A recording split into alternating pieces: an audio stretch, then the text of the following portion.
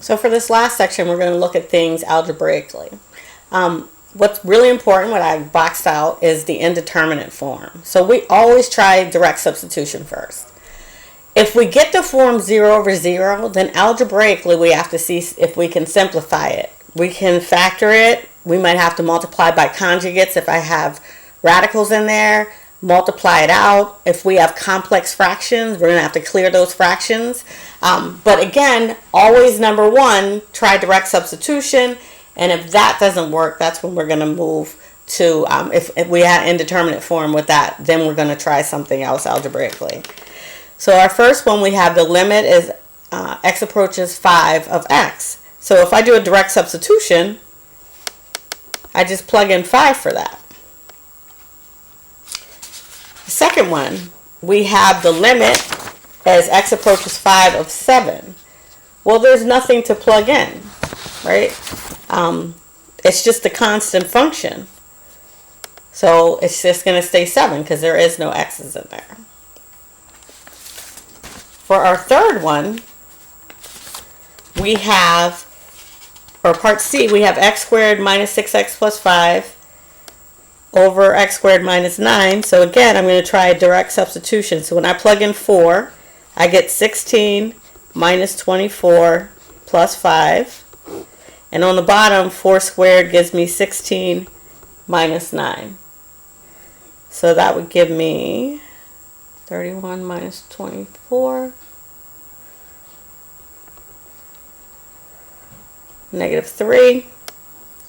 And then on the bottom, I get 7. So that's what my limit is, negative 3/7.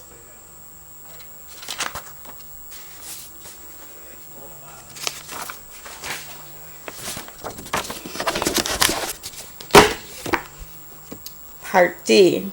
Again, direct substitution. So I want to take the limit as x approaches negative 7 of square root of x plus 7 over x plus 4. So when I plug in negative 7 on the top, I get negative 7 plus 7.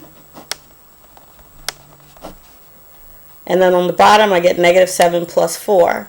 Well, negative 7 plus 7 is 0, and the square root of 0 is 0. So I get 0 over negative 3. So that limit is just 0. Part E, if I plug in 4, I get 4 to the, let's change this because that's not going to work.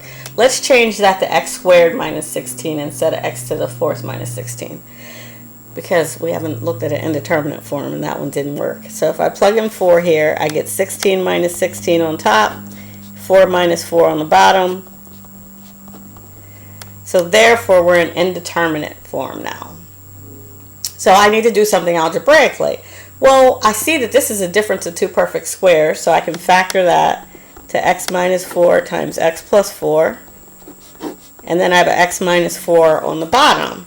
So these x minus 4s simplify out, and now I can take the limit as x approaches 4 of just x plus 4. And I end up with the limit is equal to 8. So even though the function doesn't exist at 4, but the limit we can still find. Part F, I have 1 over x minus 1 over 5 divided by x minus 5. So if we do a direct substitution, we have 1/5 minus 1/5 on top, which will give us a 0, and 5 minus 5 on the bottom, which is 0. So again, I'm in indeterminate form.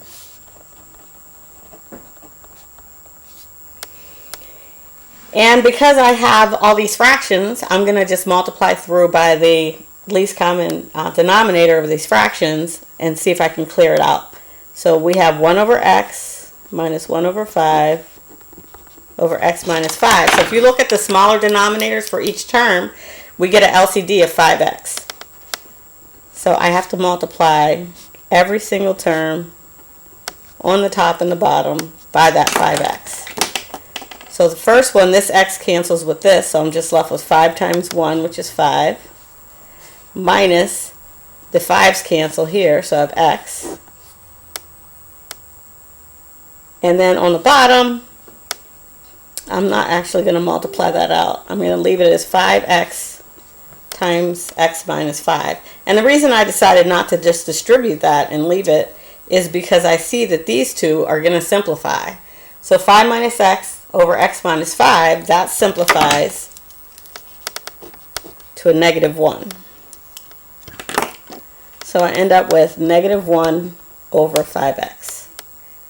And now I can take that limit as x approaches 5 and I get negative 1 over 25.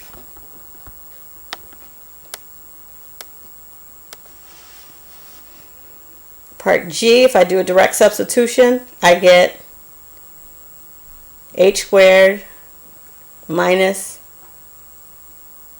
0 squared. Oh no, I'm sorry. H approaches 0. I was getting x's and h's mixed up. So if h approaches 0, I get x squared minus x squared over 0. So I'm 0 over 0 again. I'm indeterminate form. I don't have a square root, so I'm not really thinking about conjugates. I don't have complex like an f, so I'm just going to multiply stuff out and see if anything cancels. So FOIL x plus h squared, and we get x squared plus 2hx plus h squared.